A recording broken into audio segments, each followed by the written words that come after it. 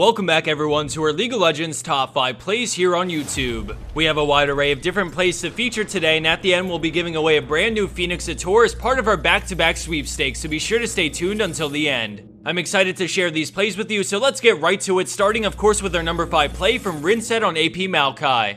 In the beginning, we see a fight break out near Dragon as Maokai rushes in and jumps straight onto the enemy Ahri. He puts down his ultimate, tosses the sapling, and then flash Qs to instantly burst 2 players down, followed by Morgana right after. They then turn to the enemy Taric and eventually hunt him down, giving the quadra kill over to Maokai in this unlikely turnaround play from the AP tree himself.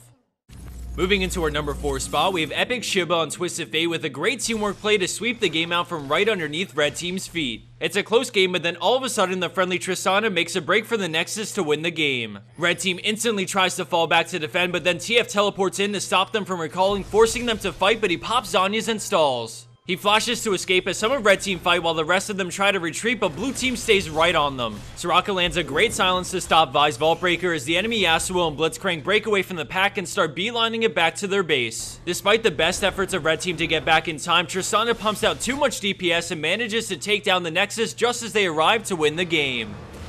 Scoring in at 3rd place, we have Dilligaff with a clutch play on Lee Sin to rescue his teammate. At the start of this play, we see the enemy team finish off Baron, and then Leona jumps straight onto the friendly Ezreal, who's caught out of position. Lee Sin doesn't hesitate and goes in on his Q, safeguarding into a beautiful 4-man kick to set up the ultimate from Vel'Koz to disintegrate Red Team. As they split up, Lee Sin follows Ziggs and zones him away from his other 2 teammates who manage to pick up 2 more kills. Despite the catch on Ezreal and the fresh Baron buffs, Blue Team is able to fight them and win this fight convincingly thanks to a noble sacrifice from Dilligaff.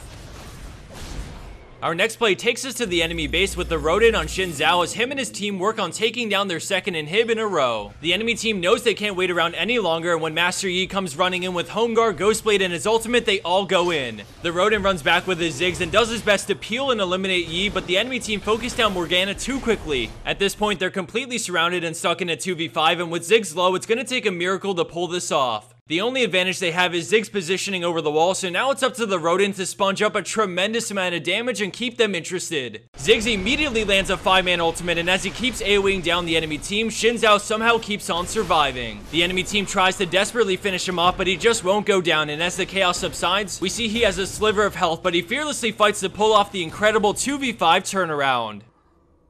And for our number 1 pro play for this week, we have Aquando on Nami with a crazy play to turn the tides of this game. At the start, we see Blue Team is slightly behind in gold, so this next team fight is crucial because he can either even them up or power up Red Team enough for them to snowball the game. With the enemy team on the hunt for a pick, Nami moves to regroup with Orianna, but then all of a sudden she sends her ball in, landing a brilliant shockwave into a quadruple bubble immediately after. Vi goes in on Italy, and just like that, the enemy team has done a 180 and are now running for their lives. As Red Team retreats, Kassadin teleports in and the cleanup begins. They secure kills left and right and chase all the way to the tower where they tower dive and eventually score the ace.